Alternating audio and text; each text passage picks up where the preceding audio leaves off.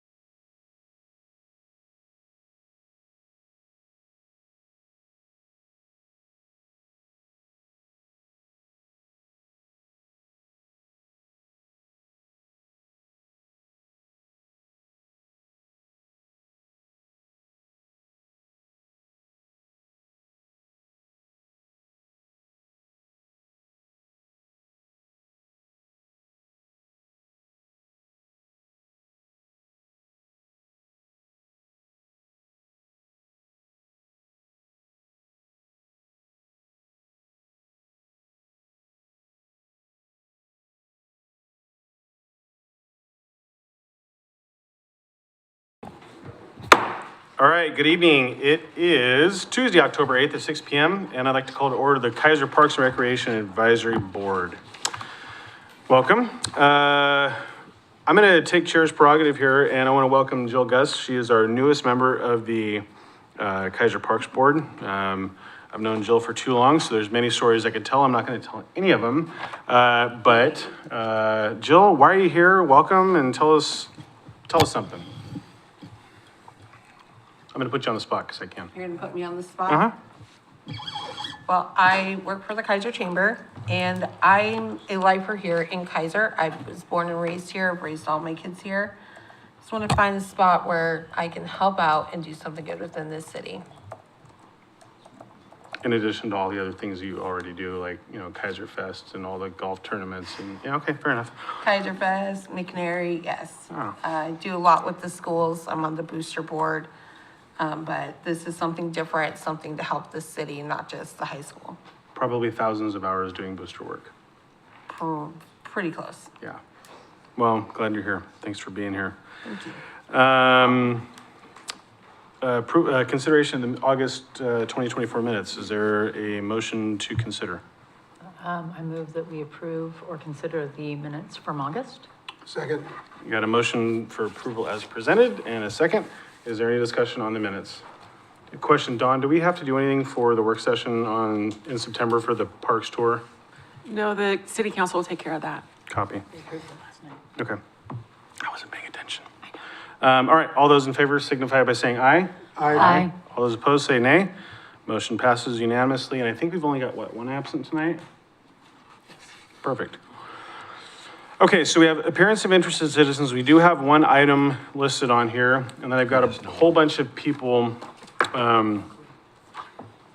signed up. So my guess is that none of you are wanting to talk about the public art policy submitted by Tammy. Is that correct? Those of you that signed up. Hans, I know that's a big thing for you. Do you want to? No, I'm kidding. I can speak to that if you need information. Yeah, Tammy, you're welcome to come on up. Yes. So are you filling in for Tammy Kunzen? No, Okay. no, I'm here as me. I just happened to, when she went to the Arts Commission to propose, the concept of putting art at the parks, I went to talk about street art, so we happened to just be there at the same time, and since then, I've worked with Tammy Coons to kind of dial in that process of what she's proposing, so I do have some insight, and I know she just is encouraging and finding a way to create a policy to allow murals to go up at the parks, so that cut down on graffiti, because graffiti artists don't necessarily tag other artwork. And so that's the idea, and the Arts Commission seems very much on board with it. So they're working through what they need to do to make that happen. Okay. I don't know what permissions you give. I don't know anything more beyond this, so I'm just, I'm willing to carry messages if you need me to. I'm sorry, say that last part again. I'm willing to carry messages if you need Okay. me to back. Well, I mean, Tammy's not here. Was she going to talk on this, Dawn? Do we know, or is it, or, say again? Sorry, she just wanted it to go to the various committees. I don't This think she. policy concept. Yes, so Okay. the Arts Commission and Parks Board. So this is, if I recall correctly, this is something that, and Robert, we were all here, I think, the last time this got brought up, but the idea behind sort of the public spaces for doing murals, thought it's kind of outside the lens of the board as it relates to the city in general, right? And then we actually encouraged, and I feel like it was Carolyn or somebody else that came in and talked about, we encouraged to go back to the Public Art Commission. So this is sort of back, is that kind of, I mean, it feels like the same thing. It's just visited from the angle that I think this body suggested taking it through. Yeah, but this is also just artwork murals, right? Not a graffiti wall. And I think Correct. that conversation, if I remember correctly, was aimed a little bit more towards the graffiti wall. Okay, If I remember correctly. okay. What's a graffiti wall? What do you mean by that? Well, it's been suggested multiple times to basically designate an area where folks that choose to do urban art can go and have a designated space. Oh. And that seems super easy to control, like training rats. Not to make a joke out of it, but it's a very difficult thing. And so the concept was sort of put back to say, go talk to the Arts Commission and see what they wanted. So thank you, Robert, for reminding me it was specific to the urban art and maybe not necessarily murals. So conceptually, it's art, depending on how you choose to look at urban art versus murals and stuff. Lisa, what are your thoughts? Well, last night after the city council meeting, I talked to Shane about codes for painting fences along parks. Okay. And I asked him what the city codes were, what sort of things we had to do to be able to paint something on your own fence in your own backyard that faces to a park. And he said that there is not, I mean, it can't be a sign. It can't advertise something, it can't, but other than that, if you have a fence that faces a park, you can paint whatever you want, or you can get your neighbors together and paint whatever you want, or if you have a house in the neighborhood that constantly has their fence or their outbuilding that's right on a park tagged, maybe we could get together and do something, but it doesn't necessarily have to be approved by anyone. Because most codes here, they're complaint driven. So flowers or colorful things or something, isn't going to get the complaints. I'm gonna just offer an observation. This appears to be a letter that came from an individual, not a body. And Tammy, thank you for being willing to speak on it a little bit. I would be really encouraged, like if the Public Arts Commission wanted to make a formal recommendation on trying to couch this in a policy that the genesis came from the Public Arts Committee. I think that makes more sense because I think you have experts in that space that are, this reads well, right? But Right, so- I think for either the Parks Board, specifically the Planning Commission, maybe, to consider this, because this does have some code potential implications, and so I think it would be good if it came as a recommendation out of the Public Arts Commission. I think that's the intent. So Tammy had the idea and she proposed the Okay. concept and she wants everyone aware of that idea. And then I worked with her, as I said, to put it into an actual, this is what it is, this is what you need to follow, here's the application process, and all that's gonna be owned by the Arts Commission. And so they're gonna put it in their master plan and work through that process. So we're not looking to you for anything that I'm aware of. It's just Okay. a matter of FYI, and this is coming your direction. Great. Okay, that was all on that. I think there's some really cool stuff that exists out there, and if we can figure out good ways to do it, then it absolutely makes sense. So we looked at Salem's public art policy as a starting point, and that one is way more complex because it talks about buildings, and therefore you have to have all these permissions and tax code information, or not code, but property tax information and so on, which we don't have to get into because we're talking about a public park, and so it's much simplified process you'll see come your direction if it comes to you at all, or just know that they're handling it. Anything we can do better than Salem, the better, in my opinion. But it's not a hard bar to leap over, but nothing. Salem they've been around a lot longer. They've been able to create way more rules than we have. We tend to be a little more flexible in some cases. So I look forward to hearing back. If the Public Arts Commission comes back, there could be a potential segue, but ultimately, I would definitely encourage this, and if this is feedback to go and again, don't let me dominate this, even though I am. The neighborhood associations absolutely need to be engaged on this because I think that those are the folks that are going to see the immediate impact. You have to remember that NIMBYism is a real thing, and if you don't understand what NIMBYism is, not in my backyard. And so you may want this beautiful picture of the most beautiful goat on your fence, but if your neighbor has to stare at it and they don't like goats, then you have issues in the neighborhood. And so just being mindful of that is really important.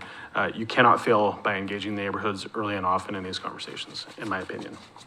So Good call. thanks for being here. Good seeing you. But I'm here for myself as well. So Okay, great. I can go back, sit down, and you can call me back, or I can continue talking. Say again? I can either go back and sit down. No, actually, you're literally number one on the list, so Okay. talk to us. I am here on behalf of the Traffic Safety Commission. I'm going to press pause. Make sure, please introduce your name and city of residence for the record. I am so 'cause sorry, yes, Tammy Tammy Saldivar really likes that. Keizer. It makes your life way easier. Tammy, you're Tammy. That's Dawn. Carry on. We knew what you meant. Tammy Saldivar Keizer. Insert that in the beginning of what I was just saying. Now I'm here on behalf of the Traffic Safety Committee. So we receive often complaints about parking at the Little League fields. What? I am so shocked. I've never heard this. I know. And given that it is a city park, I've come to you, to know what's been discussed. Are there options? At my last meeting, we threw around some ideas such as if we need better parking, why can't we remove one of the fields and make it a better parking area to accommodate what is needed? Or do we have some sort of rules that we can pull in to make the roads around that area much safer? Because the neighborhood associations have heard it, we've heard it multiple times. I'd hate to see a child get hit before we make a decision to fix this problem. You know, this is usually David Dempster. He's the guy that always brings this up, usually every 3 years. I mean, ultimately, Robert, do we want to, there's a lot of history here. I mean, the contractors, I think, are ultimately responsible for the traffic implications and all that kind of stuff, right? Yeah, and it was mentioned at the council Parks Board tour recently. We were talking about parking for a short period of that tour. It's challenging, you know, like you said, maybe you could remove a field. The gravel parking lot in the front was discussed, and if we pave that, we will lose parking because of the new design layout that we'd have to install there. So it's a pretty large discussion. So I think if the board wanted to put that on an agenda item and start up that discussion at some point, it'd be appropriate. And it could be costly also. So, I mean, I'm aware, we need to but start preparing for that. the fact that we're talking about it for so many years, it's not going away. The No, problem's going to no. be there, and like I said, I'm here to ask if we can have that conversation again, or continuous, to see if there's a solution that can be had here. And I'm aware that, For the Love of the Game is responsible for a lot of the field's responsibilities, but since it is a city park, I feel like we may have some opening here that we can help solve the problem.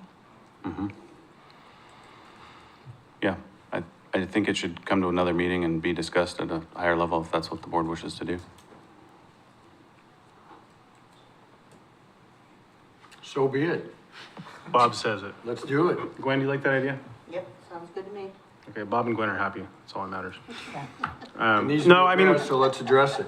no, this thing is Get on definitely, it's been an abandoned existence of this facility for a long time. And I have, interesting enough, I've been seeing more people go across Lock Haven or Schmal or whatever it is at that point, parking at Keizer Station and doing that. But I'd be interested to hear from our traffic, determine, I think, Robert, in my opinion, what the best group is to have a conversation about this. I don't know if it's anybody from Public Works on the traffic side. I don't know if we need to bring For Love of the Game in. I mean, whatever. Right. You said you're representing the Traffic and Bikeways Committee? We will absolutely on tap too.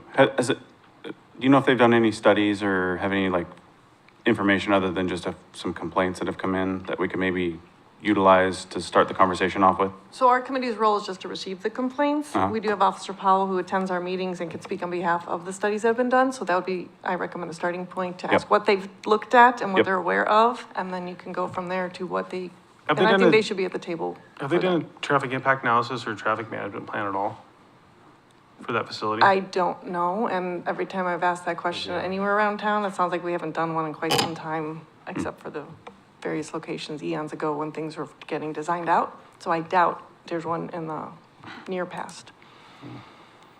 Interesting. But I could be wrong, that's not a question for me, of course, but I'm not aware of any, because I would have definitely liked Well, no, to but see the that. fact that you're not aware, I think is important because you all would probably be aware before the Parks Board would be, or for that matter, probably even the Planning Commission, because there's no conditions about that right now, but yeah, I don't know. I mean, I guess we can chat. You're the chair on traffic safety. I don't know. Well, maybe we'll touch base with Tammy and I, and we can figure out Yeah. what It- the best way to approach this is. Yeah, and it'd be nice to know, like, what are the complaints, you know, are they just specifically, you know, cars parking up and down the street and pedestrian meets vehicle, or is it like the actual layout of our current parking lots, or, you know, it'd be nice to hear all of them. Okay. I can't say that we've done good taking notes until recently, as far as what I can bring from the committee, except for the historical knowledge that those who've been there for a while know of, so we'll bring that. I would recommend you talk to Tammy Coons as the Neighborhood Association. I spoke with her yesterday about this, letting her know I would be here, but she couldn't join me. She says that she's got tons of information to share on what she has heard, so that's a good Well, resource. I mean, anecdotal information is fine, right? But I think we need stuff that's, traffic impact studies and stuff that the sheriff's, or not sheriff's department, gosh, I'm in the wrong job, that the police department has might be helpful. If they've got crash data going back even the last 5 or 10 years, or whatever exists in that space for calls, I think that might be helpful as well, because that does start to set the stage, as you know, for some of these things and these grants that we can apply for. So anecdotal information is great, but that and 350 is gonna get you a cup of coffee. It does set the stage for the conversation, but you have to have the real hard facts in order to be competitive for some of these grants that would be necessary to actually make these things happen. So not to dismiss anybody's observation, we're very keen and very aware of the observations. We've heard them in this body for as long as I've been here and probably even longer. Well, to answer your question, what I know we've heard is just there's so much parking along the street happening that it's now like a single lane for cars to Right. get through, and it's just not designed for that. Right. And then for people also getting in and out of said cars, there's no sidewalks, there's no protection for the pedestrians, and, I mean, it's there for kids, so we can only imagine what could happen. I think it might be interesting to see what the contract says as well, and just determining what their traffic management, and maybe that's something that council can address, as well as if, you know, they're not maintaining the terms of their contract, that might need to be visited again. Just a suggestion, but Okay. good things, thank you. You're welcome. Then we'll be in touch. You were way nicer than David tends to be about it. I like David, but I think he's the one who proposed removing the field, if I remember right. say again. I think he was the one who proposed removing a field for parking, but Probably. he's got some valid complaints or Yeah. concerns about ADA access and so on and so forth, so. Those are all good things to bring up, and I appreciate you being here and being willing to talk to us about it. Thanks for showing up. I will wait to hear from you then. Thank you. Thanks. Okay, moving on. Hans, you're up first, sir. Followed by Carolyn and then Phil. I can represent Phil and Carolyn and Charlie also. Okay, so I'm gonna read off a list of names, and if you do want to speak, let me know, and I will mark you. And then if you don't, I will just. So Hans, yes. Carolyn and Phil, you're gonna be voiced by Hans Schneider in this performance. And then we got Joe Van Meter. Hi, Joe. Are you gonna speak? Perfect. Thanks, sir. Tammy Howard. Nope. Okay. And then John Robbins. I might speak if I need to. Okay, is there anybody else? I will call for last call, so if something compels you and you feel really, really strongly that you want to come and say something, you will have that chance, I promise. Hans, tell us your story, sir. Good to see you. It's been a long time. Yes, Hans Schneider, and Charlie, Carolyn, Phil, and I are all citizens of Keizer, but we're also play pickleball with the Salem Keizer Pickleball Club too. Okay. So, want to talk about pickleball and make this very short and sweet. I wouldn't rush into regulations and on the pickleball courts. I know they're going to be very popular. One of the few things I would do would be put an hour time limit on the amount of play and see how that works out. The other two suggestions I would have would be to number the courts 1 through 6. And the other thing would to put up a sign immediately that there's no rollerblading, skateboarding, horsing around on the courts, so we maintain the courts.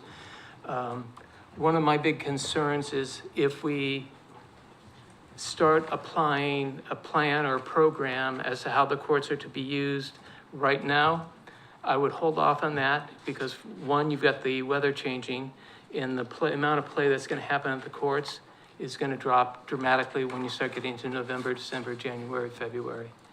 So the only suggestion I would have on the courts at this time would be to just limit the play to 1 hour.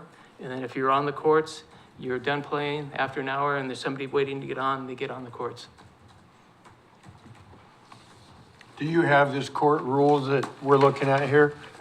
I do have them, I believe, but I haven't taken a look at them yet. Okay, So something like Nice that, seeing you get I'd on. hold off on doing. yeah. And let's get 3-4 months underneath our belt on the courts, the usage of the courts, and then apply that. And in the meantime, too, we could talk to other communities, like there's, the Dallas has an agreement with their pickleball club on the usage of the courts, and also McMinnville does too.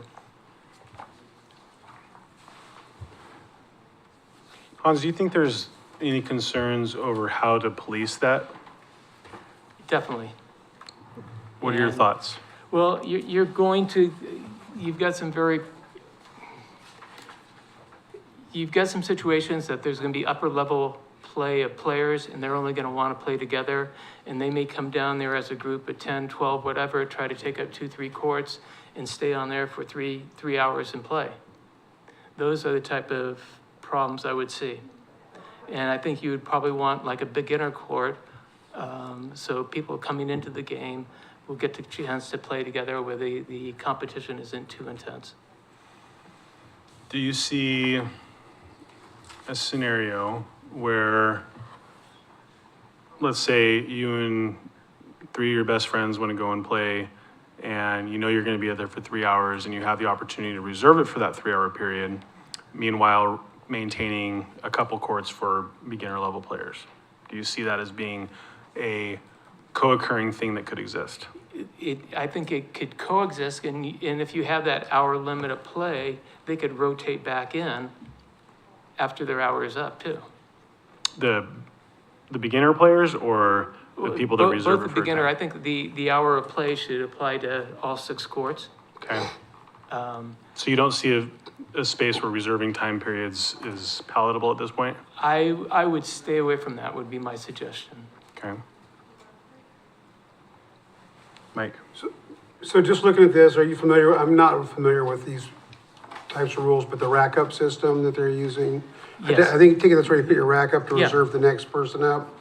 And it looks like just one of the places was doing where it's a game in, game out kind of thing, so you'd go back out and get back into the rack up system?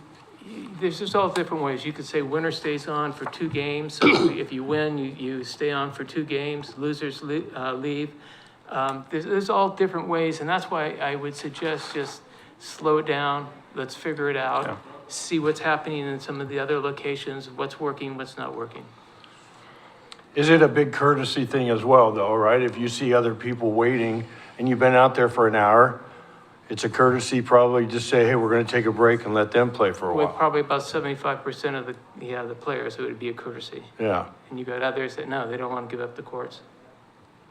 I know Woodburn just built 4 courts up in Woodburn, and they get used quite a bit.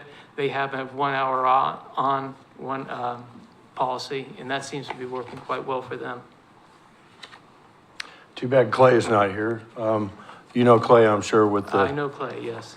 so he's more familiar with the Pickleball Association and all that and how the rules apply, but I did it down in Arizona this winter. It was a lot of fun, and it was a courtesy thing.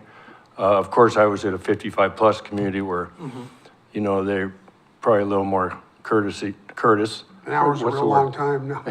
Yeah, when you're a beginner, hour is a long time to play. Yeah. And it was a lot of fun. So I think it's, like you said, we got to roll with the punches in the beginning and just see what's going to happen before we go down there and start policing it and make a lot of people upset, and then it's just going to be chaos, so.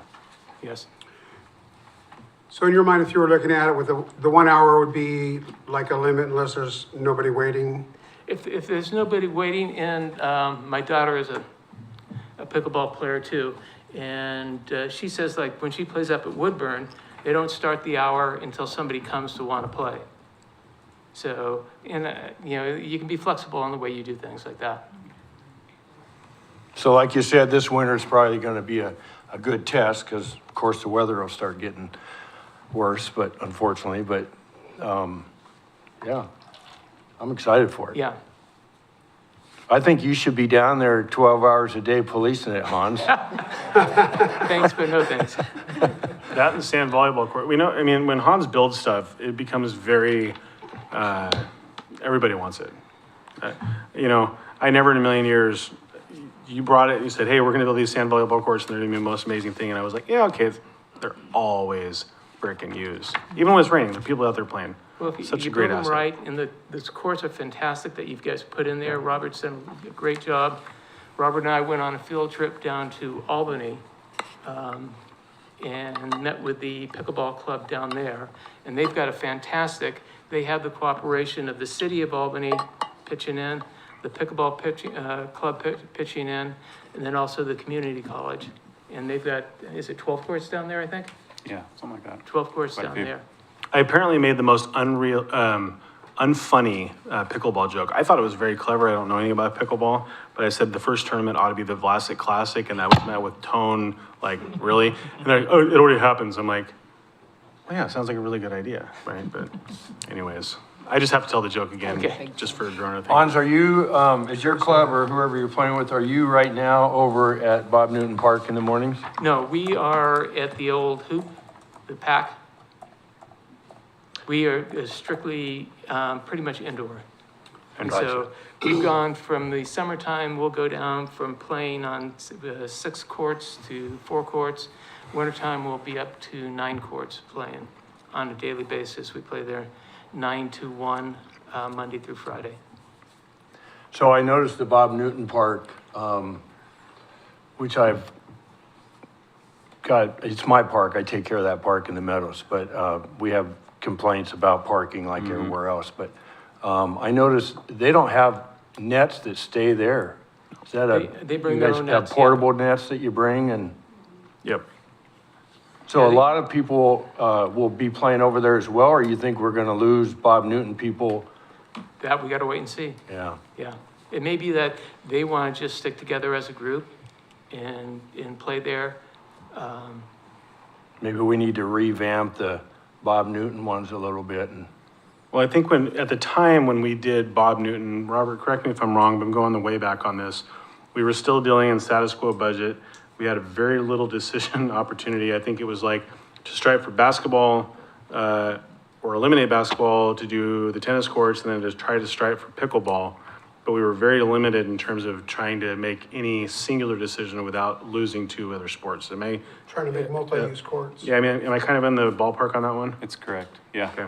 In tennis, there was a couple people that still really wanted to keep a tennis court alive, and they were pretty upset to hear that they might be losing it, so we did our best we could to keep a multi-use court. And that was a grind and resurface on that one, right? Wasn't it? It was a crack patch and resurface, not a great one. And since we're talking about that, just to bring everybody up to speed, Bob Newton is our next park that we're planning on revamping, and so we're gonna most likely start with the playground. Right. Because it's in the worst condition. We have some swings there that are pretty bad.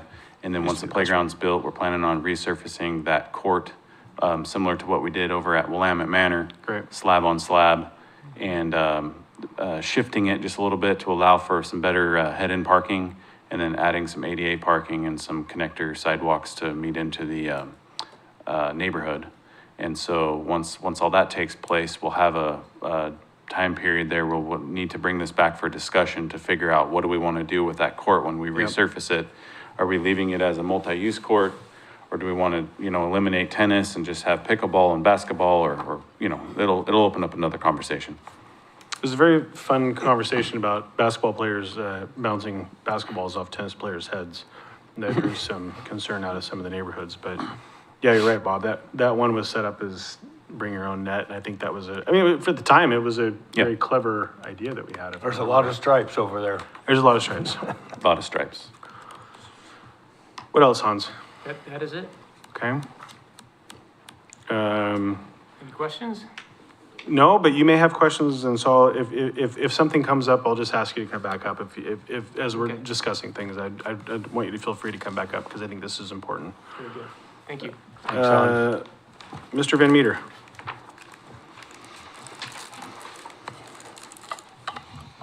And friend.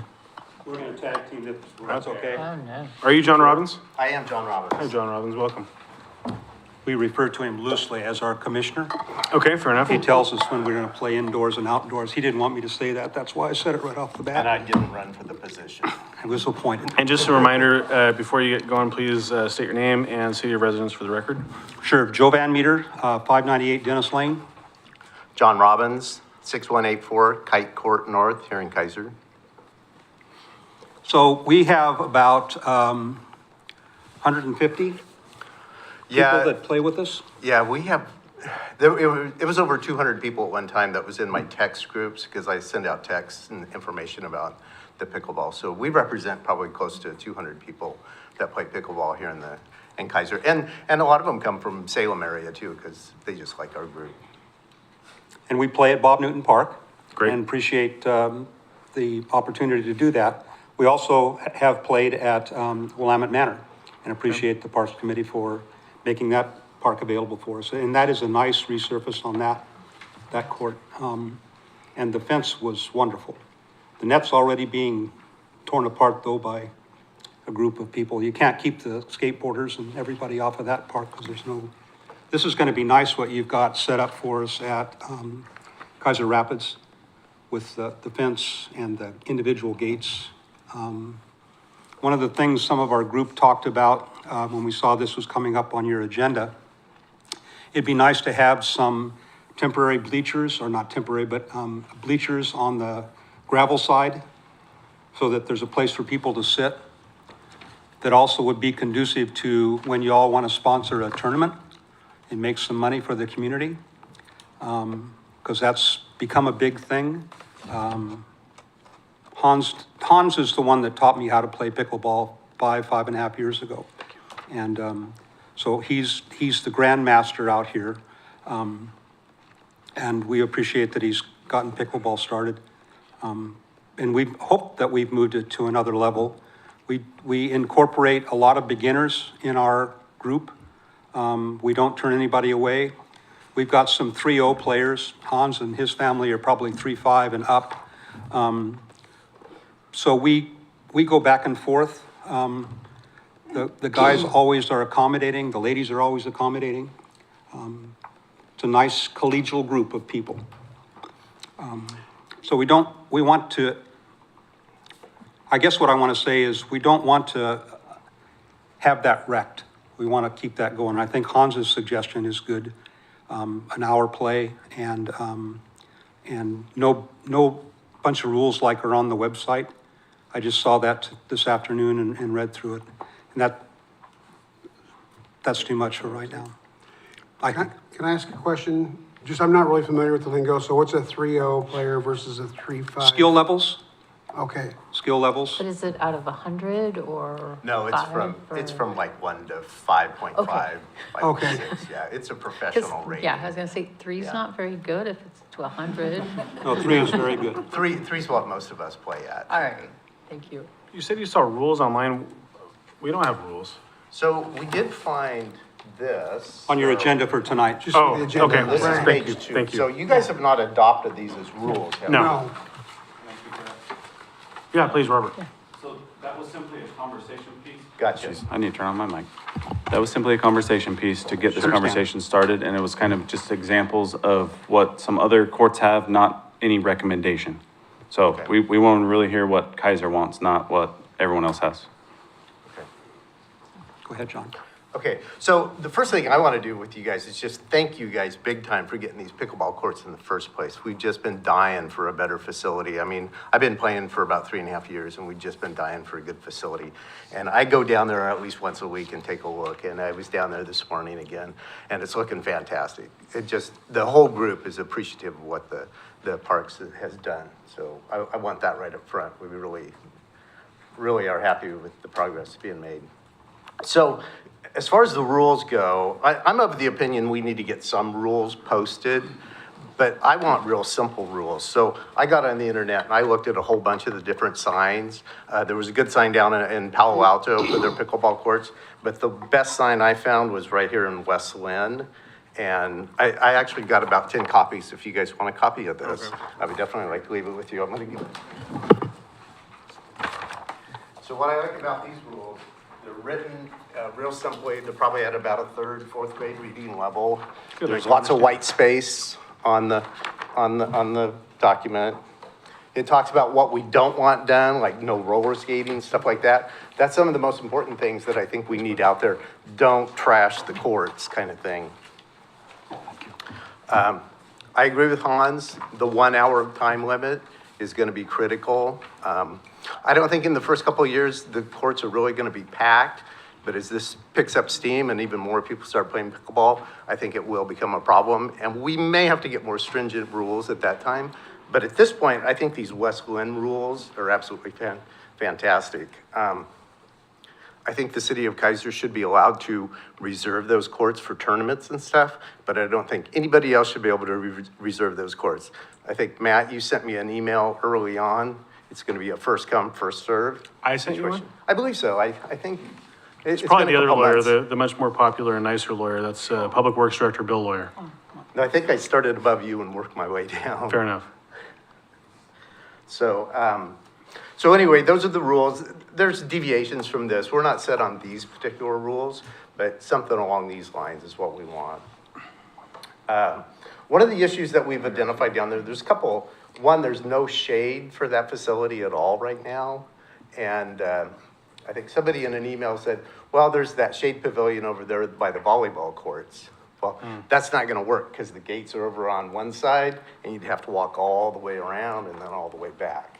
So we need some shade.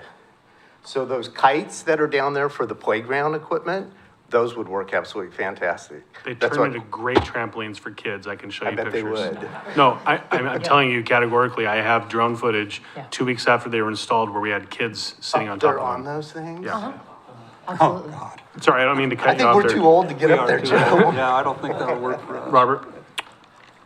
I don't mean to interrupt what you're saying. No, but go ahead. On the line of shade sales, it's actually cheaper for us to construct long-term a I agree. pavilion similar to the one that's over there next to the sand volleyball courts. So Yeah. would you be, I mean, would the group be consider that style of a shelter? Well, we would much prefer something like that. Okay. Well, I'm just It's actually talking- better long-term. Yeah.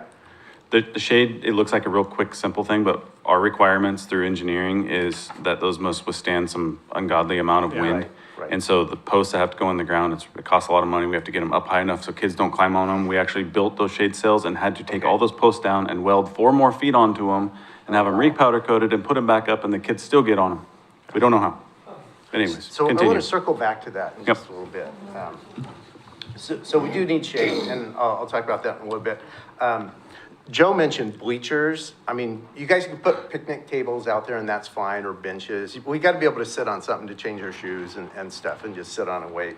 So I'm sure there's picnic tables available, but bleachers is the way you want to go because I believe you guys would really be missing out on an economic opportunity if you don't start hosting tournaments. And not you guys, but the city of Keizer start hosting tournaments. I think, do that around the Keizer Fest and, the other situations like that. It could be a money-making opportunity. So that's why I think bleachers is a better idea than anything else. There has been a safety thing identified. Great parking lot you guys have built. There's no curbs in front of each parking stall. Actually, that's incorrect. They were installed today. Oh, were they? Yeah. Ah, excellent. How do you drop? Good deal. We were concerned about somebody driving right through the Yep. whole facility, so. Understand. That's why we brought that up. Is So I'm it gonna move safer on. than the boundary at Salem Keizer? I just want to make sure it's bigger. Is that island at the Salem Keizer border, it's better than? Oh, the roundabout thing? Yeah, Or it's is better it- than that. Man, I don't know. Current event, it seemed relevant. Carry on, sorry about that. So I want to change gears here just for a second. I mentioned this in an email to a few of you. There's a thing called Playtime Scheduler out there used to schedule pickleball and tennis and all sorts of different sporting activities. And I know Playtime Scheduler is used for some of the facilities in Salem, like the Highland Park. We want to be able to use Playtime Scheduler, but we do not want that to reserve the court in any way. If you schedule 12 people to come down to play at Keizer Rapids through Playtime Scheduler and you show up and the courts are full, well, guess what? You're gonna wait just like everybody else does. The 1 hour, yeah. And we agree with the 1 hour thing for sure. If the courts are full, you get to play 1 hour and then you gotta get off of there. Normally, we would ask people just to come off, but the thing is, let's say 8 people show up and they take up one of the courts and they don't wanna play with anybody else. Well, you can't really rotate into that group if they don't want you to. So that's why I think these rules need to be pretty loosey-goosey, especially at first, so we're not forcing anybody to do something that they don't want to do. So I would suggest allow the Playtime Scheduler, just, it doesn't reserve the court. And maybe restrict it to, say, 16 people on Playtime Scheduler. Do you guys know what I'm talking about, Playtime Scheduler? No. I've seen versions. Sounds like an app. Yeah. Not exactly. We'd love some detail explanation as users, please. Hans, do you guys use that? We do not with our club. We just put your paddle in, push up, you're out play.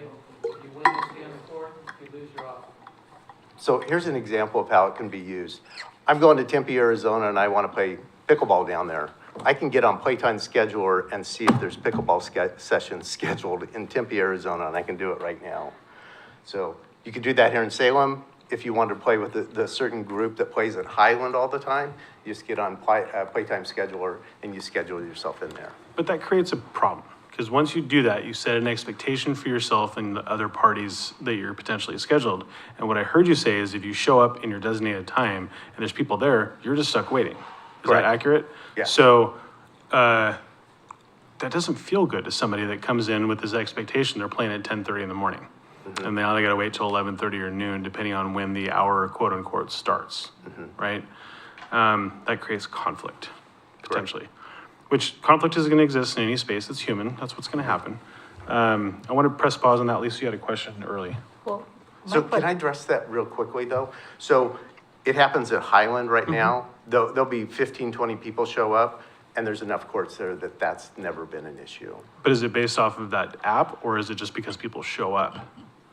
Just because the courts are not all being used. There's 6 courts there, and there's never been, people just drift on their own, and a Playtime Scheduler where it was so full that those courts were all taken. Okay. Yeah. Lisa, what is your question?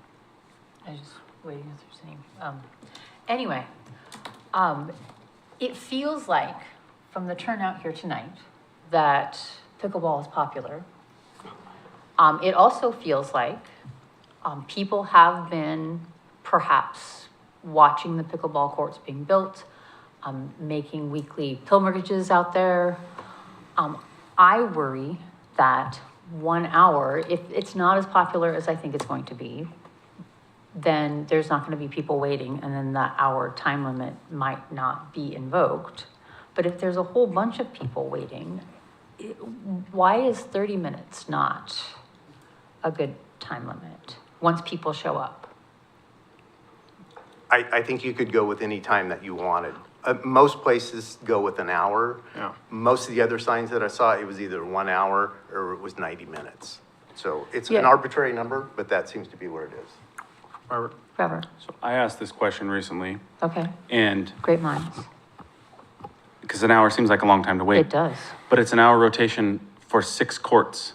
So they're not all starting and stopping at the same time. That's They right. you might only be waiting 10 minutes for the next court to clear up, not an hour. Right, but they Does that make said that sense? the hour doesn't start until someone shows up Yeah, to play.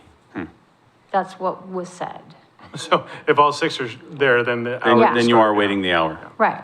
So, go ahead, That's a good point. Jill. So as someone who's never played pickleball, how long does an average game take to play? So that's a good question. The average game is probably about 20 minutes, and that's why this works into the 1 hour time Yeah. slot so well. You can play 3 games, which is a set, and kind of like, So, all right. but to be any other- honest with you guys, I don't think this 1 hour thing is going to be invoked very often at all. 6 courts, I mean, we can barely keep 4 courts going at Bob Newton when we play down there. So I don't think it's a big issue at this point. But these are really cool courts, and Yeah. who texts 200 or 400 people? I do. Oh, okay, But on any given day. All right. Lisa, we're lucky to get 30 people to show up. That's a big day. All right. Yeah. Is there any other questions or thoughts around this one? Just out of curiosity, I mean, you gave these West Lynn rules. Do you like those rules as they're written for the most part? Is there anything that you feel like should be on there or shouldn't be on there? Well, West Lynn Park should be changed to. Well, Keizer. right, I'm talking about the rules themselves. But yeah, no, 8 a.m. these were the best ones that I liked. Dawn. I thought about, well, we need to put time on there, but yeah, the time's down there in bold white lettering too. Right. So that was the only thing I thought was missing from it was the time, and the time's on there. And I assume that the hours of the courts are gonna follow the hours of the park itself, right, from dawn to Right. dusk? Right. Yeah, so you don't even need to put hours on there, right, because it's already predefined. We should put Dawn to Probably task. should. Yeah. So I want to share a couple thoughts. First, you all, if you chose to, could affect the installation of the bleachers immediately through the Parks Grant. So if you came up and said, and Hans is a genius at this, there's probably nobody better at delivering a Parks Grant than Hans. Right. But If that's something you all wanted to take on and say, make sure it got done before the spring started, that's certainly something you all could do. You come in, you apply for, we have up to 15,000. Technically, $15,000 total pot. We try to. If you allow can get a some of youth that for involved, it youth. makes it better. Not that I'm saying you need to game the system, but there's opportunities for you to be able to come in and get matching funds from the Parks Department and actually take this project on your own. So you're actually building and designing exactly what is necessary for the operation of this game, okay? The only reason I say that is, I don't know what his capital project list looks like. Sounds like we're doing Bob Newton in the very near future. That's gonna be a very expensive project. And so unless you've got it sitting on your capital project list for the next 2 years, it might rotate out a couple, 2 or 3 years. I have no idea. But that's certainly an option that you all have at your disposal. And you could come in as soon as probably 2 months from now with a Parks grant and start to get that ready to go. Actually, the same would apply for the pavilion. Again, Hans built a beautiful pavilion out there. So he could give you the blueprints on how to be successful to build a similar type pavilion out there for that, okay? So it does two things. Gives you all what you want, and you get it done according to the time frame in which you guys feel more comfortable with, and we get to get a really great project out of it. So I want to leave you with that thought, because I want to, that creates a buy-in that potentially some of the users can do. I also want to share a thought on, it sounds like we've heard from Hans and we've heard from you two gentlemen as well. I think one of the things that we do in Keizer very well is have good conversations. And I don't believe that I feel comfortable as the chair asking my colleagues on the board here to try to determine what the future of this facility looks like right now. I think it would be very disingenuous to all parties concerned. Instead, what I might recommend, and I don't know how we do this, if we set like just a work session on this, if we need to go to a small subgroup of this body here, to just sit down and have very meaningful dialogue with the potential interested parties at this. So what we come up with is maybe not everybody's exactly happy, but everybody's reading from the same set of rules, right? And that what we come out with is something that everybody can mutually respect, which I think sets a much more palatable sort of policing among each other to be respectful of the rules. I think if we don't create it for ourselves, and you all as a community of pickleball players don't create it for yourselves, and we try to do it up here, I guarantee you, if I'm creating pickleball rules, it's gonna be all wrong, right? So that's just my thought, and I don't know if there's anybody else on the board that thinks that way.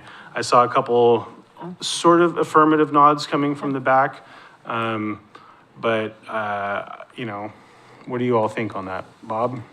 I think it's great. Like you said, the weather's gonna change here pretty soon, so who knows what's gonna happen this next quarter. But maybe you guys will be paying attention to it probably more than we are, because you're gonna be down there playing and seeing what's going on.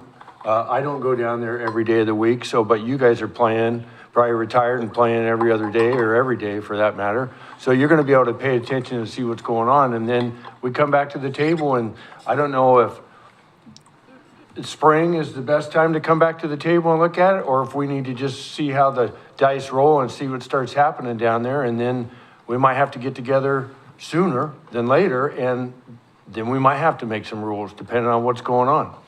Joe? I think that you raised the issue of parks grants, and I think that's something that we would be interested in taking a look at for the bleachers and for the pavilion, or we've got those pop-up shades. We can bring those out. We've probably got 100 of them in our group. That's an exaggeration, but we've got a lot of those pop-up shades that everybody's got one in their backyard someplace or for camping. And so we can bring those out for a while, but it'd be nice to have someplace to sit, like we've got at Bob Newton Park. That's nice the way that's set up. You can sit there and watch your friends play, and when it's your turn, you get up and go play. So that's kind of like, that kind of community is what we'd kind of like to have in this great facility that you've all built. I think we can get away with real basic rules, because I think the pickleball players themselves are gonna police what happens on these courts. And, I mean, not police, but. No. Yeah, but I mean, we don't have any conflict right now with Bob Newton. There's been a few people, I mean, somebody was smoking down there and somebody took it upon themselves, you're not supposed to smoke in the parks, and it stopped that. So, I don't want, that's why I don't want a whole bunch of real detailed rules. I just want some general rules, and then we'll kind of take care of it on our own. And like Bob said, we come back to it if we need to. I mean, I think, in the interim, Robert, if you've got some suggested ideas on just like the absolute most basic thing that we need to do to open this facility from your perspective, maybe that's what we start with. And then I would really like to try to bring folks together. I think that's the best way to do this. We're a pretty collegial group, pickleball players. Fair enough. I mean, there's rackets involved, I'm not trying to get smacked. It's a wiffle ball, it doesn't hurt that bad. It's a wiffle ball? See, I don't even know that. But I mean, I think there's value, and even if it's just one conversation, you know, one evening here where folks come together and, you know, maybe we start with something Robert crafts that are based off of, you know, a number of different things here. Yes, please. I just, Liam, what do you think?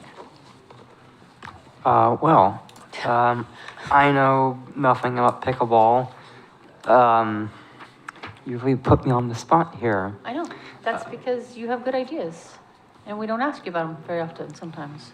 Thank you. So, I'm 100% willing to trust the both of you, about And Hans. what, and of course, Hans, about what to do. So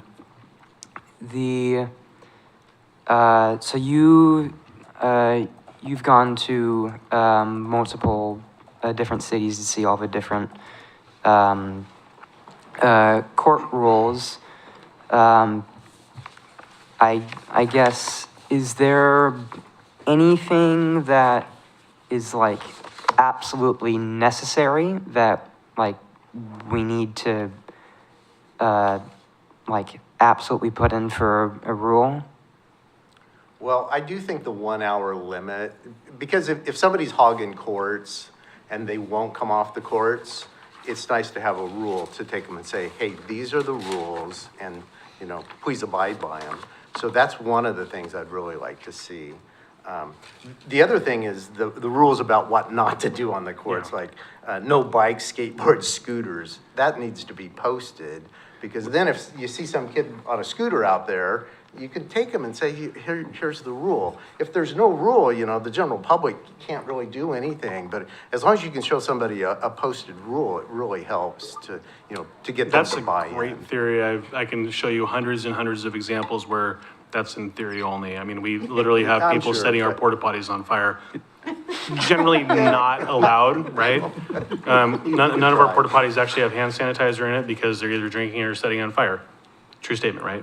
I know Signs that are they do. important, but actually it's the behavior of the users that matter the most. Yes. And I can tell you that if you've ever watched me talk on the Parks Board, when I get on a rant about personal responsibility and accountability in our parks, it's very important, right? And you lose control when people stop being polite about the situations, right? And I think that's really important. That's where I believe, again, I'm going to reiterate this, that the best way to approach this is to make sure that we are having a collective pickleball community conversation about doing this to set what is going to be the community expectations for our facility, whether you're, you know, Keizer Pickleball Group A, B, C, whatever, it doesn't matter. It's our facility, it's our community, and that's what matters the most. And it has to work for the people that use it from our community. Robert, you had your hand up. Yeah, I agree. I like the 1 hour thing. Just, I get what you're saying with,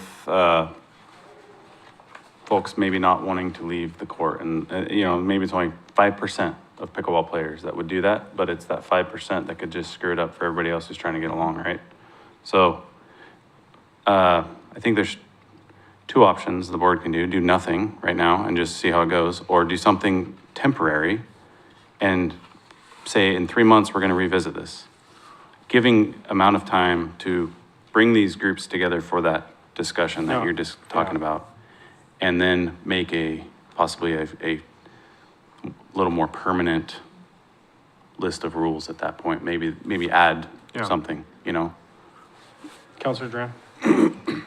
I just have a couple questions. Robert, what would this sign cost to make? Depends on the size, but roughly like $30 to $40. Yeah, so- Cheap. What I would say is however many signs you think you need, one for each court or one for the whole complex, decide, as a temporary, hey, we're gonna have this or a basic, rules done.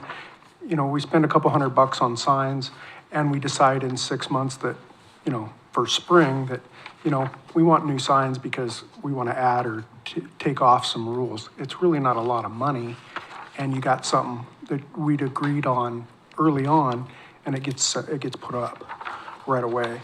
Not worrying about a small cost like that. You have something that you can do and use right away. So that's kind of what I was thinking as we're talking through this.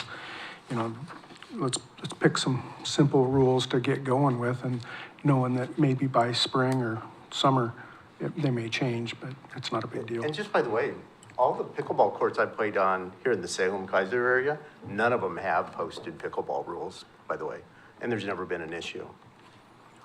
I think these rules are for the future, a couple of years down the road, 3 years down the road, when it becomes so busy that it is packed down there all the time.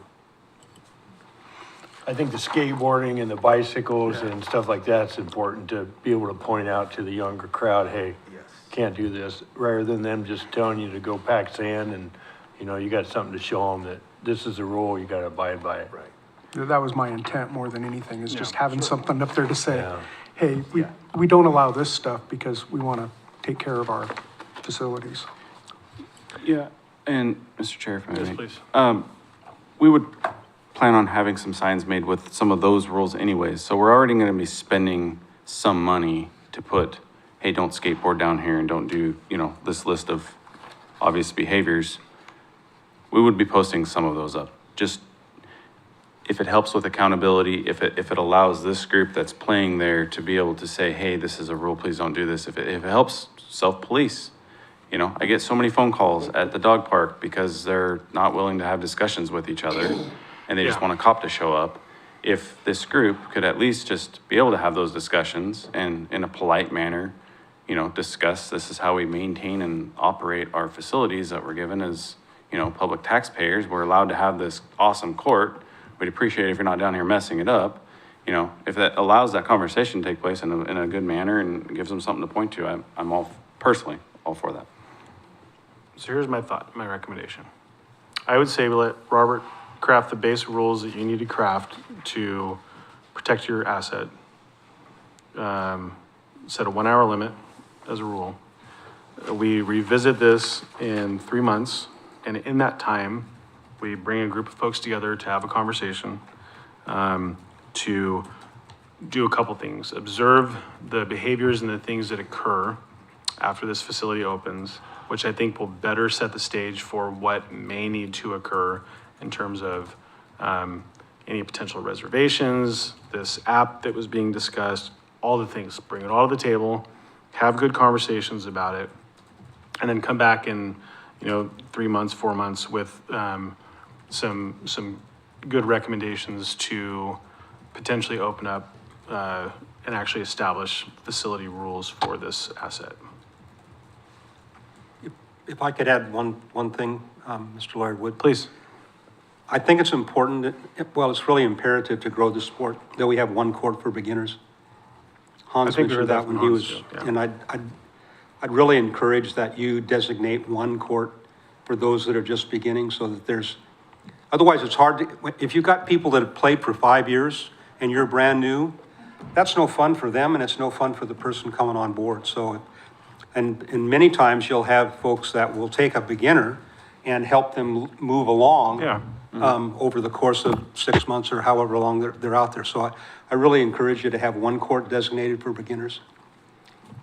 Hans, are you willing to come back up real quick? Can I ask something, Matt, real quick? Please. So this 1 hour play, when I played, how many hours do you guys play at a time? You probably play an hour and then take a break before you play again, right? I don't play an hour, Bob. I was gonna say, yeah. It's like, Not me. so You might it's a lot play. of work to play for an hour, isn't it? You said 3 games, 3 sets. Play for 3-4 hours. Yeah. It's not uncommon for Wow. But you take breaks between games, Yeah. of course. Okay.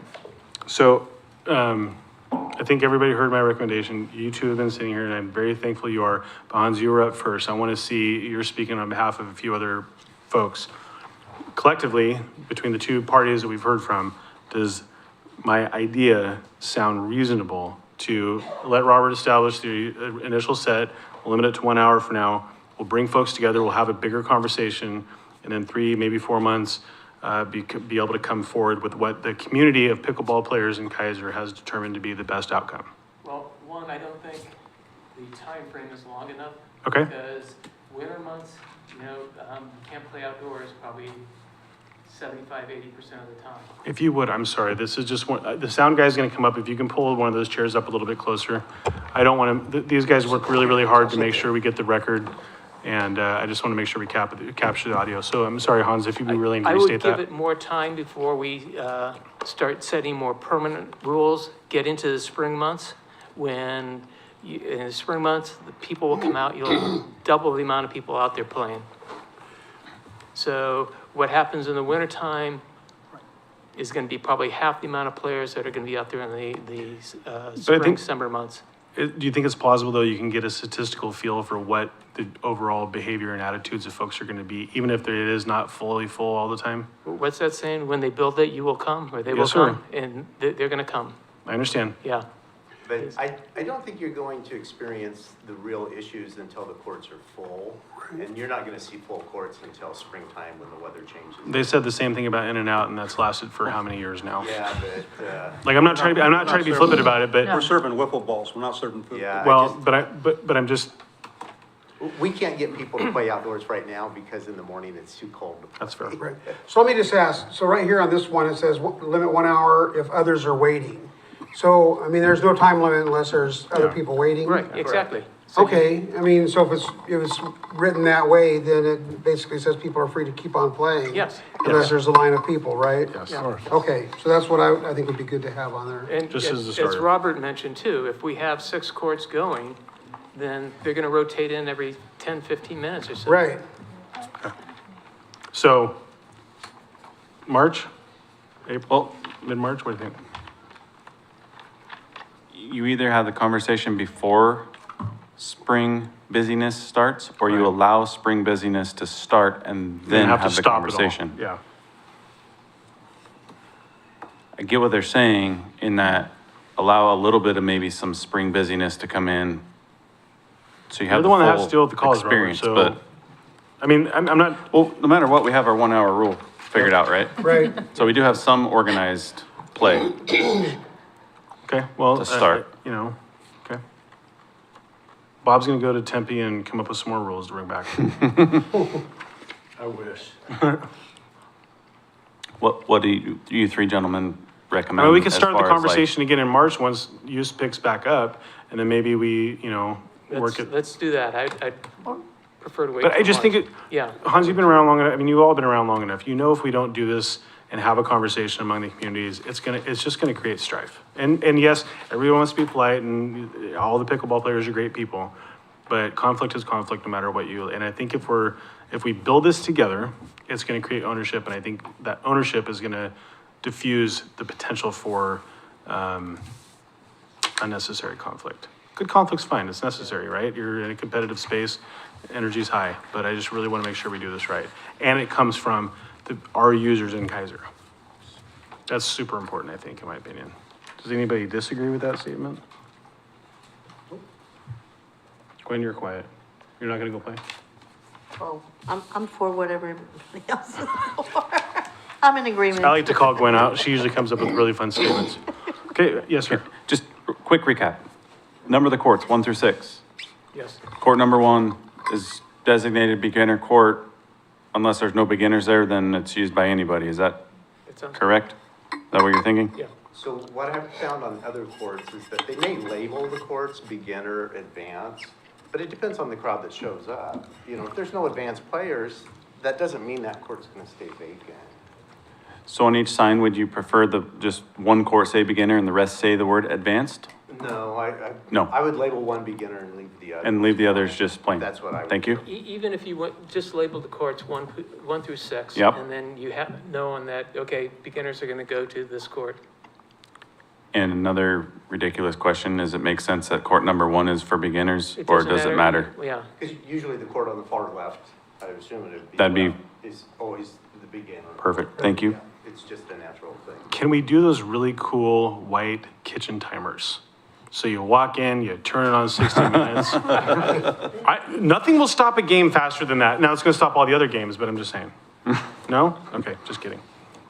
I thought it was a reasonable idea. So I have one. Hans laughed. I mean, I gotta laugh out of Hans on that one. I'm gonna record this and keep it on my DVR. So just one more thing that Yes, sir. I put on my list. These guys give me money all the time. Out of the blue, they started giving me money for pickleballs, and then we had to buy a new net, and then I asked for funds to buy, a couple of the guys always bring the nets, so we wanted to buy them a gift certificate to the restaurants. Next thing I know, I have $500. Cool. If we collect more money, can we use that money to buy stuff to improve the park? I mean, what can we do to make this even better? Because we can get a lot of donations, and we could build stuff with these donations. So the Shade Pavilion. The short answer is yes, the matching grant, right? And So who do I talk to about the matching grant stuff? Me. Robert, Robert? Yeah. Okay. I've emailed you back and forth, so I will. Yep. I'll email you again So- and follow up on that. The short answer is donations and labor can count as your match. Right. If it's cash donations, that's fine if you want to put money into it. If it's actually seeking donations from like the community, if it's, somebody wanted to donate the materials, and your labor can count as your match towards the grant. So if you had cash, you can double your money instantly through this grant program. Excellent. Okay. And I'll talk to then, you about yep, that. and then your labor also counts towards it. So it's a really awesome program that I've got to witness in my 17 years here. Really take a small amount of money and make something really grand of it. Parlay it into something. Mhm. Good. Thank you. and I have picked on, he literally knows how to deliver these projects. He's delivered some of the best grant projects we've had in the system. So if Hans is willing to share his wealth of knowledge, then that's a really good asset for you all. I can tell you Peggy sitting back there in the back also knows how to make money go a long way. She Oh, does. yeah. Yeah. So, Yeah, surely there's a contractor here in town that would donate the resources, at least the labor, to build something like this, I would hope. Several, potentially. Several, yeah. several. If they can put their name on it, they'll do it. Absolutely. all right. Okay. Last attack on this from you three. And then I'm gonna open up to the rest of the group out there if they've got anything. Feel okay about this? We'll revisit this conversation in the spring? As I say, I just want to take it slow, and Yeah. so we can get this right the first time. I agree. Yeah. All right, gentlemen, thank you. Thank you. Thank you. All right, Thank you. now I'm gonna open up back the floor. Yes, ma'am. I would ask you to please come forward and you'll have to, it's all formal, because if we don't capture on the recording, Dawn gets mad and then she calls me and says, don't let that happen again. Actually, she's never done that, but But she could. she could. That's because she trained me very well to be better. How'd that happen? But Tanya's not here. Why isn't Tanya here? She emailed us. Oh, okay. Say, yeah, there's 3. Hi, welcome. Please state your name and city of residence for the record. Cheryl Robbins, and I live in Keizer. Hi, Cheryl. Hi. I just have a quick question. Is there do we have a date when the courts will be opened? So it's a bit of a moving target right now. The contractor has asked for one last extension, I hope, I say the word last loosely, to the 18th of this month. So it's like a week and a half from now is when we believe these courts will be finished. Okay. It started raining on the crew today that was down there trying to put the surfacing on it. So if they get any type of rain delays, that's the one thing that can really hinder this from being completed on time. And it's the one thing that already caused us an extension. So anyways, short answer, the 18th. Okay. And how will we know they're open? We will post it on our website as soon as we know that date is going to be the completion date. Like as we get really close to it, we will be posting something on the website. Okay, Probably Facebook. Or you can drive down to the park if you live nearby and just take a Will there look. be like an open sign on it? Yeah, it'll just be open. Okay, okay, thank you. Thank you for asking You're the welcome. questions. Is there any others? Oh, by the ways, everybody feel good about what's going on here? I'm like, this is the most I think we've had in a Parks Board meeting in a really long time. So thank you for being here. Yes. Hi, Peggy. All right. Moving on, new old business, parks reports. Let's start with Mike and Northview and Country Glen. Northview looks good. Everything looked like it was in good shape. Didn't see any graffiti or anything there. I take it the side over by the swim club that's not mowed by us, or that little lawn area there. What's wrong with it? It just has a lot of dandelions sticking up.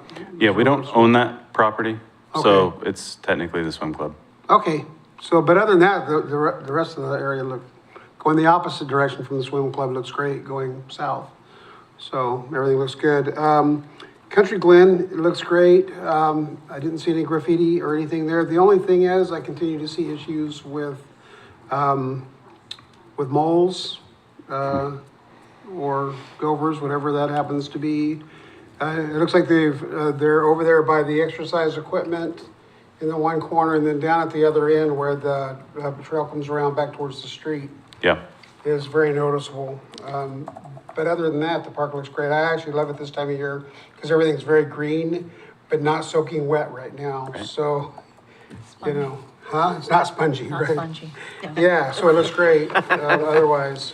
I got off, I get down past the park on that area running along the creek, and plants are starting to grow along there, so that's starting to look good too.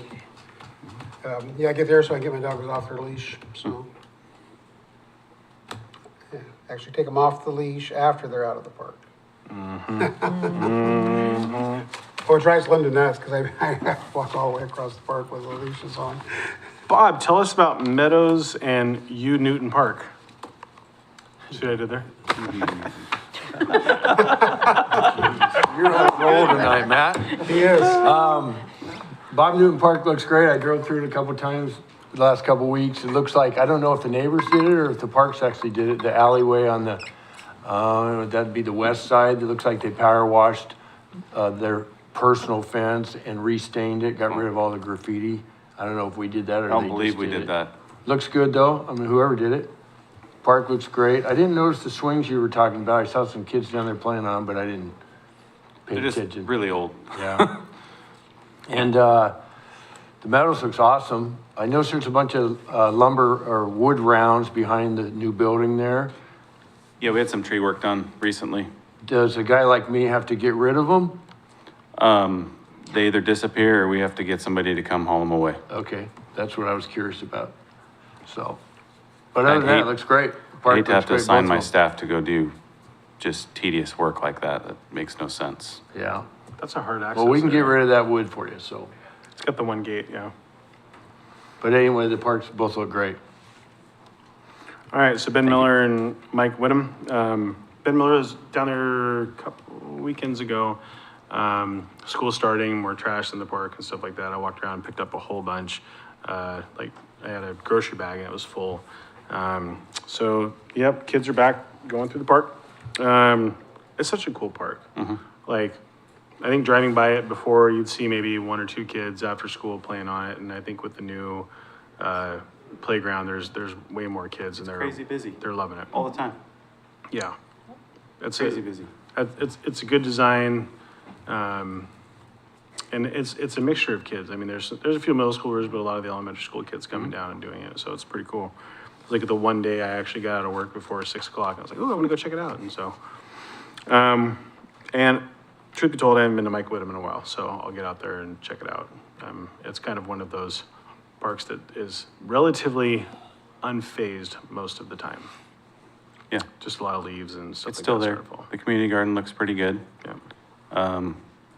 Try to keep an eye on those trees, and we had the inmate crew do a cleanup along the back hill under the water tower, so it's still Mike Whittem.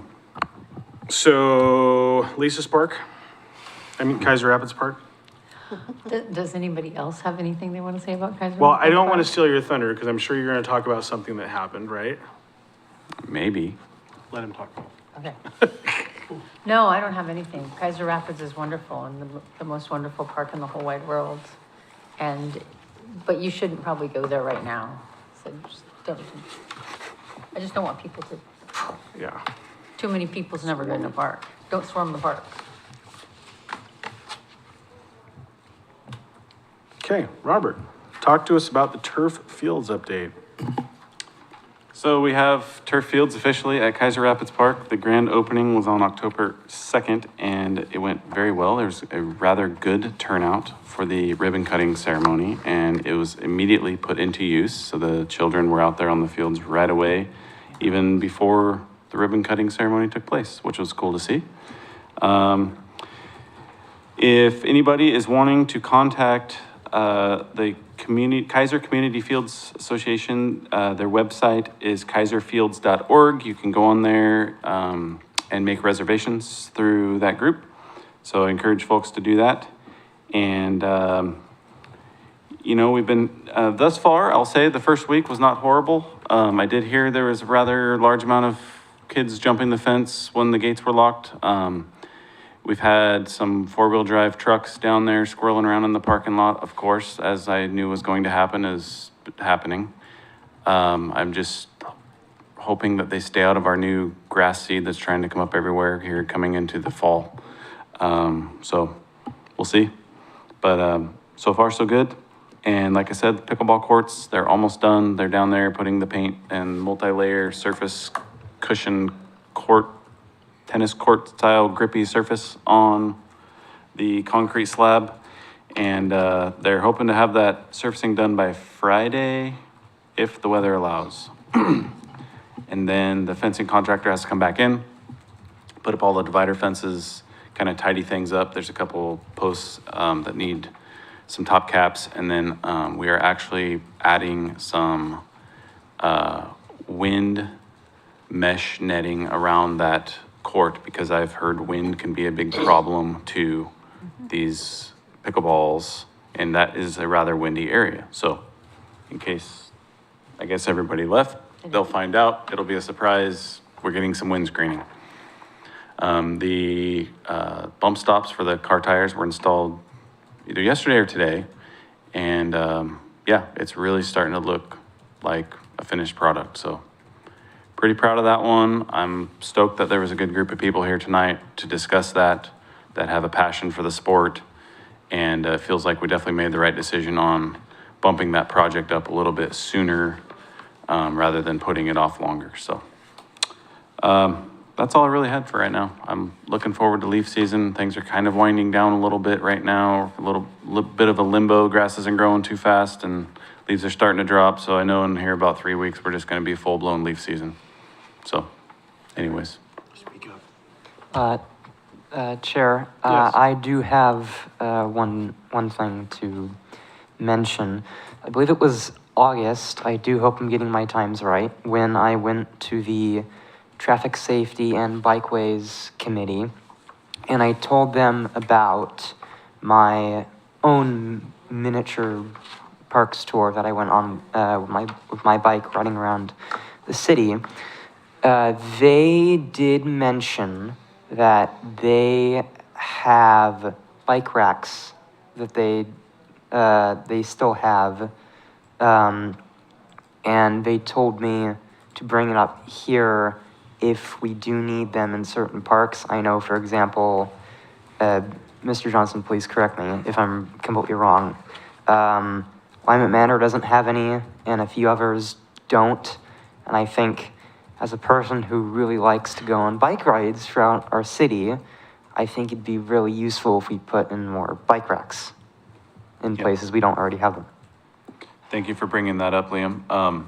We do have, I don't remember if it was 10 or 12 or 20, it's a lot of bike racks that are now in our possession that can be installed in any park for any reason that makes sense.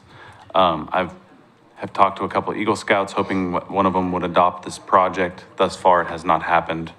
I've had, interesting luck with Eagle Scouts in the last couple of years.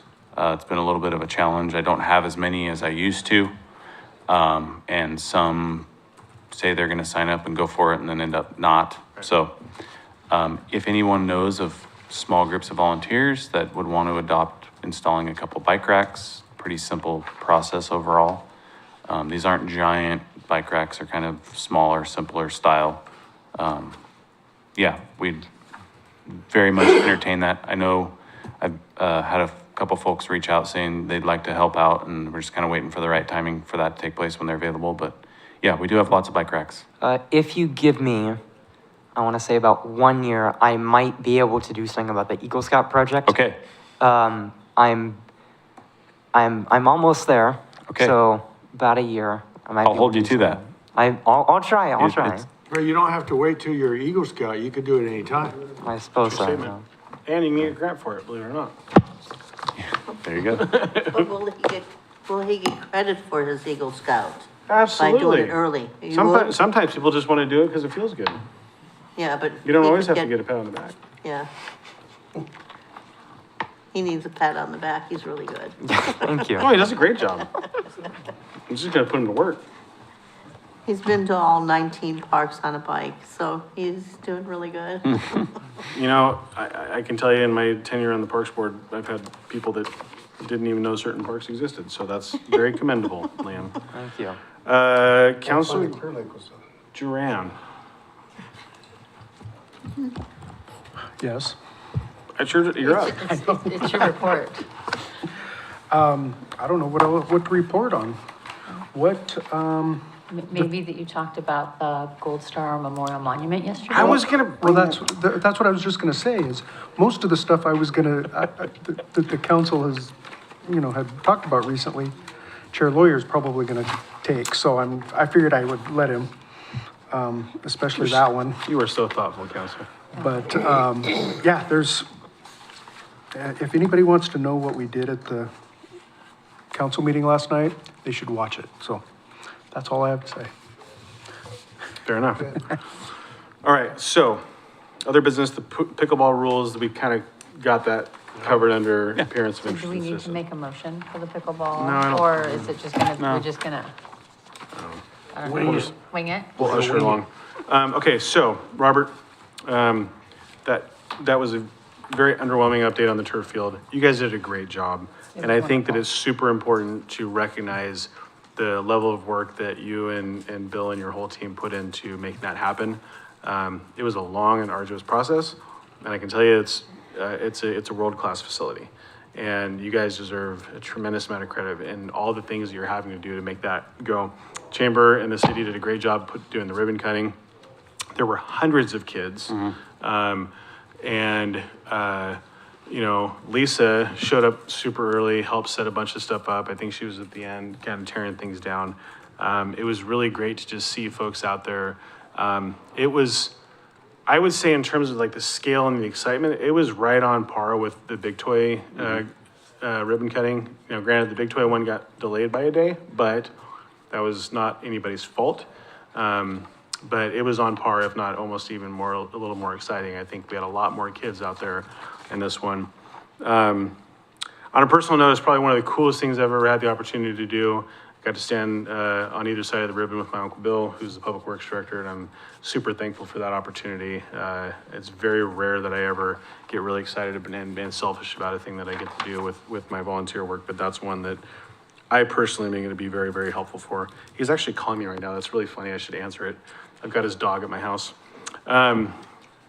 Anyways, He wants his dog. super Kick it up a excited to have that facility open, and you guys did an absolutely incredible job. So I'm sure it finally feels great to be done, but take a moment and really just appreciate you guys' work on that. That's a huge thing.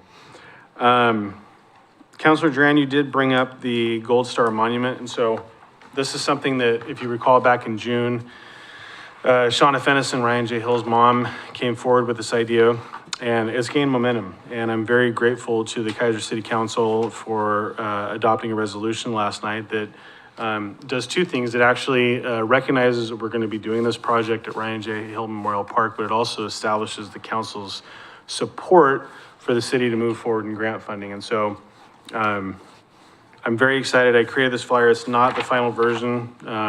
This will be going out soon. I'm going to be putting the Woody Williams logo on it as well as the City of Keizer's logo on it. And then I'm going to try to find somebody that's willing to print these. I want to get a few hundred of these made and start getting them out there. But I put a really quick plug out probably 3 or 4 weeks ago. And within less than 5 hours, I had a $2,000 donation by a company here locally that felt really good about the project and stuff. So the goal, and I didn't know this was a goal, actually, Adam brought it up last night and I thought it was great, which is to get this project completed by the next Gold Star Family Memorial Day, which I think he said was September. Kyle, do you remember? It was the 25th or something like that. It's in September, but so that puts us on the hot seat to basically get this fundraised and ready to go by as soon as possible. So very thankful for that. A lot of very positive momentum coming out of that conversation with that group. And Jill, I'll be getting this to you so that way you can plaster it out all over everybody. Super excited for that opportunity. I think that's it. Oh, gosh, huge project. We didn't get to talk about this very much, but September 7th was a massive project down at Wallace House Park. Councilor Dan Kohler brought a bunch of folks from his church group down. We had, over the course of the day, about 150 volunteers. To say that we accomplished a goal would probably be an understatement. For those of you that have been at the Pollinator Garden, we actually continued that theme all the way to the entrance of the lower shelf. So when you drop down on the outflow valve, it's great. And I think Robert was excited. I've never video called Robert during a project, and I video called him on a Saturday. I'm like, you got to check this out. And he was actually really excited to see that. It was incredible work. If you haven't been down to check it out, go down to Wallace House and check it out. The stairs are amazing. They're on the south side of the park, just adjacent to the playground. You can walk down in that. You can get access straight away to the Pollinator Garden. There's beautiful trails that have been carved out in the area. I mean, it is really, it went from being Bums Hollow, affectionately called that for decades, to now something that's actually a cherished gem. And if you get down there early enough on a Saturday morning, or any morning, basically, you can see our new 5 residents down there, 5 or 6 residents, which are some gorgeous deer. And it is a very peaceful and very wonderful, wonderful park. So And people use it all the time. I mean, Yeah. every day I see people down there. yeah, Councilor Jan. I can wait on, but I just thought of something I probably should have brought up. Was, did anybody see the last council meeting? Not Yesterday? last night, No. but the one I'm gonna go watch it. before? Where there was discussion about a grant for funding for the pavilion. Is that something we should talk about?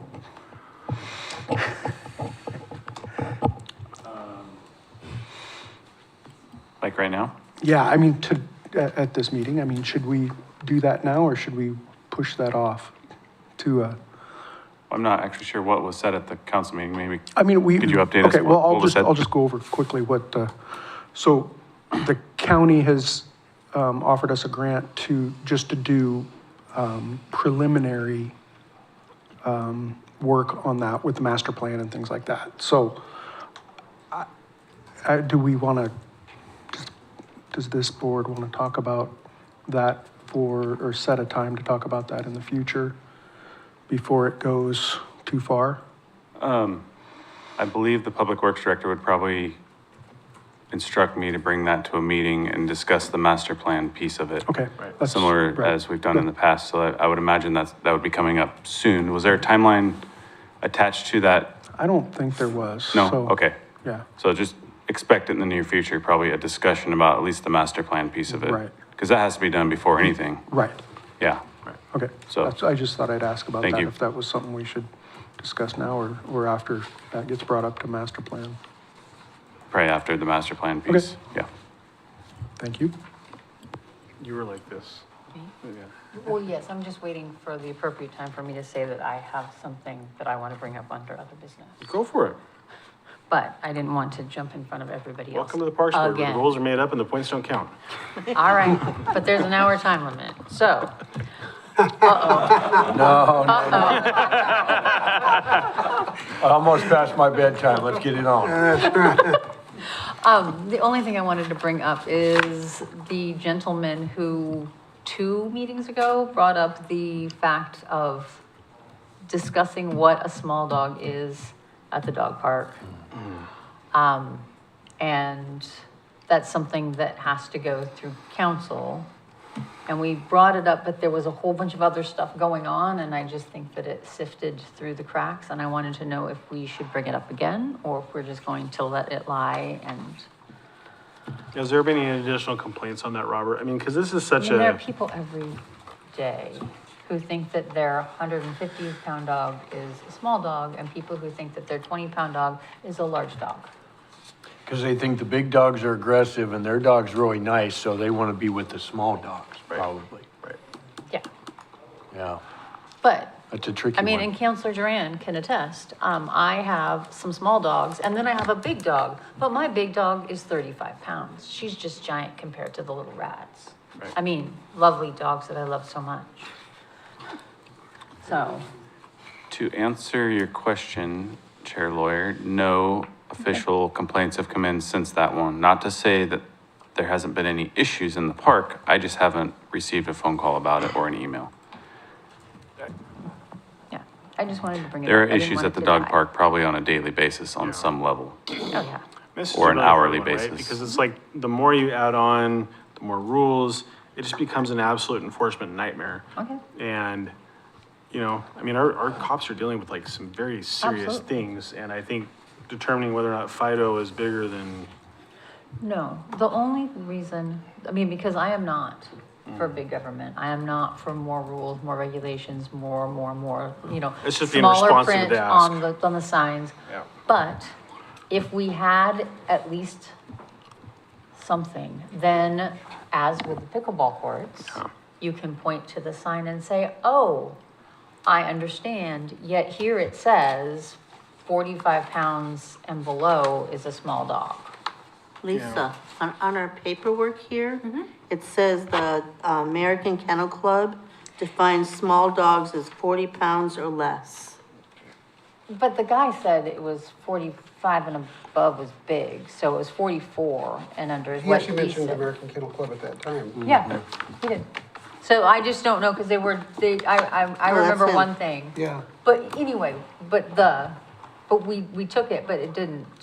well, but, and Right. again, this all goes back to personality. If your dog is being a jerk, regardless if it's a big dog and the big dog, or a little dog and a little dog, you need to police it.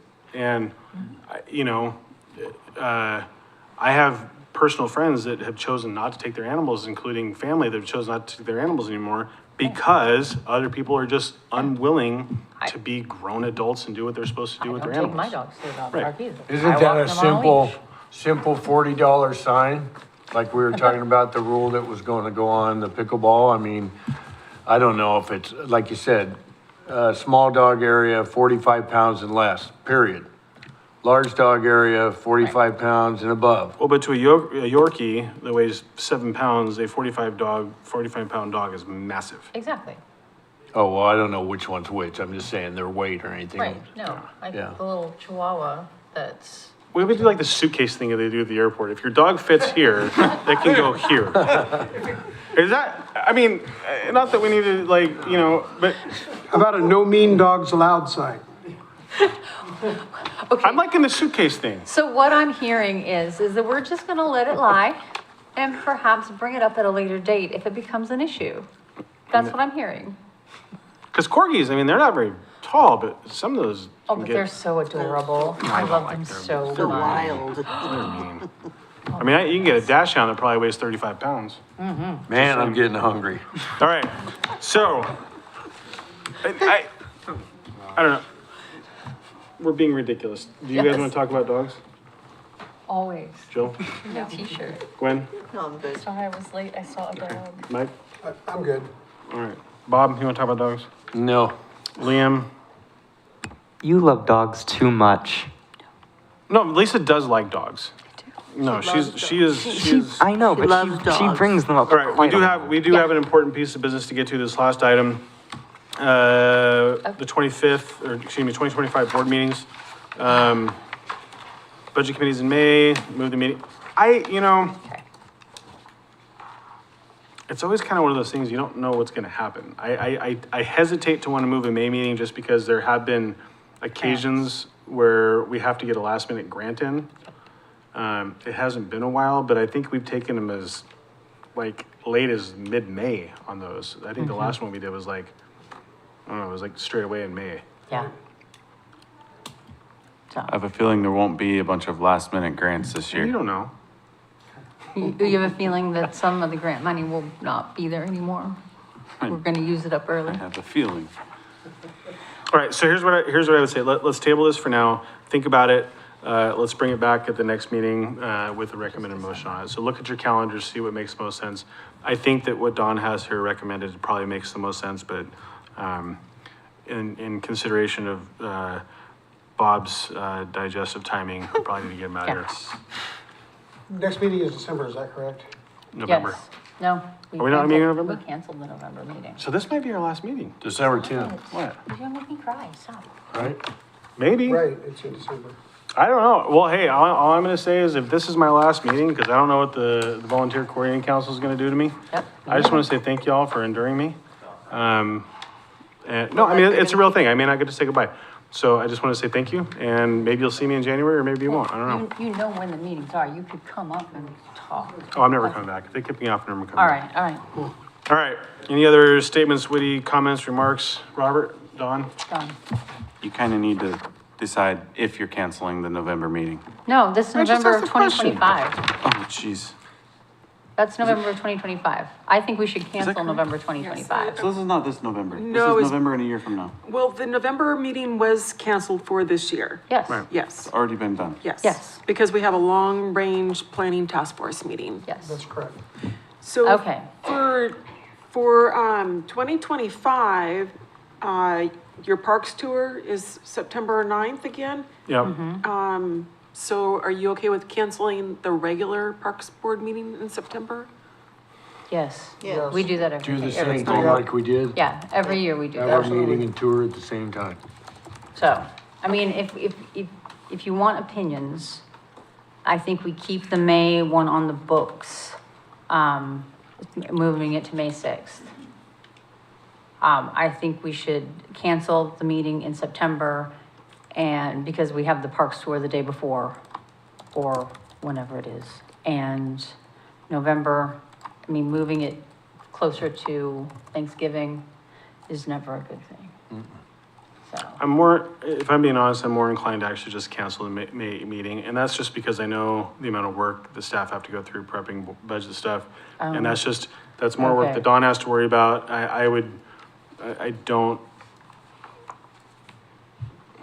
I would recommend to this board that if something comes up, the flexibility exists, that if you have to take on a grant in May, then, Dawn can reach out and say, hey, we all need to meet to talk about it. It's probably not gonna happen, but I think to add some predictability to their schedule, I would actually recommend canceling the May meeting. all right.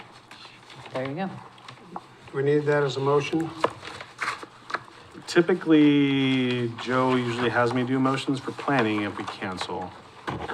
No, I could just be consensus, just if everyone. Okay. Anybody opposed to that? I'm not opposed.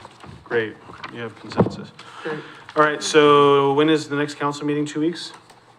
Yes. Council representative is going to be, Jill, do you want to do it? And then go with Lisa and just kind of observe and see how she does it? Sure. You good with that? It's good with me. I'll be there. Great. I'll be there anyway. Lisa's always there. I know. All right, I might well, be there more than you sometimes. again, just in case, it's been a pleasure. Thank you all. I love the work we do here. Volunteer coordinating committee can be, interesting at times, but, fingers crossed, we'll be back.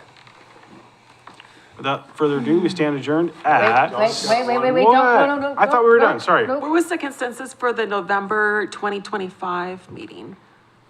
I think it was canceled. It was Canceled? canceled, Yeah, yeah, Thank you. because it's Veterans Day. We're gonna be, yeah. Okay. Don, you good? Yes, thank you. Robert? Great, we stand adjourned at 7:41. I got a few more things. oh, You know,